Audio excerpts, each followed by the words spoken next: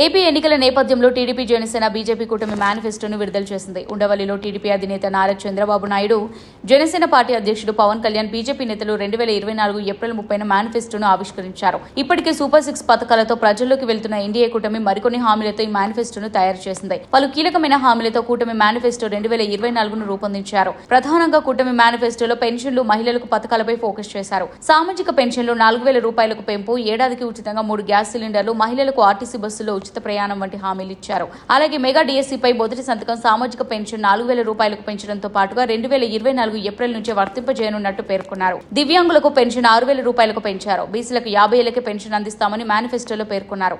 ఆడబిడ్డ నిధి కింద 18 ఏళ్లు నిండిన ప్రతి మహిళకు నెలకు 1,500 రూపాయలు చొప్పున ఏడాదికి 18,000 రూపాయలు అందజేస్తామని హామీ ఇచ్చారు. ఇటు యువతకు ఏటా 4 లక్షల చొప్పున 5 ఏళ్లలో 20 లక్షల ఉద్యోగాలు కల్పిస్తామని పేర్కొన్నారు. నిరుద్యోగ యువతకు నెలకు 3,000 రూపాయల చొప్పున భృతి అందజేస్తామన్నారు. అలాగే తల్లికి వందనం కింద చదువుకుంటున్న పిల్లలకు ఒక్కొక్కరికి ఏడాదికి 15,000 రూపాయల చొప్పున ఆర్థిక సాయం అందిస్తామని పేర్కొన్నారు. రైతులకు ఏడాదికి 20,000 రూపాయల చొప్పున పెట్టుబడి సాయం, వాలంటీర్ల గౌరవ వేతనం 10,000 రూపాయలకు పెంపు వంటి హామీలను పొందుపరిచారు. ప్రతి పేద కుటుంబానికి 2 సెంట్ల ఇంటి స్థలంతో పాటు నాణ్యమైన సామగ్రితో మంచి ఇంటి నిర్మాణం వంటి హామీలను కూడా చేర్చారు. ఇటు చేనేత కార్మికులపైన వరాల జల్లు కురిపించారు. మగ్గం ఉంటే 200, మర మగ్గాలుంటే 500 యూనిట్ల వరకు ఉచిత విద్యుత్ అందిస్తామని హామీ ఇచ్చారు. పెళ్లి కానుక కింద 1,00,000 రూపాయలు అందజేస్తామని, విదేశీ విద్యా పథకం పునరుద్ధరిస్తామని, పండుగ కానుకలు మళ్లీ ప్రారంభమని మేనిఫెస్టోలో పేర్కొన్నారు.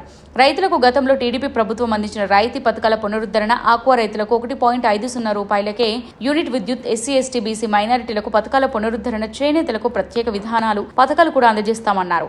వీటితో పాటు 2014-19 మధ్య కాలంలో అమలైన పథకాలు, 2019 తర్వాత నిలిచిపోయిన పథకాలు మళ్లీ అమలు చేయాలని నిర్ణయించారు.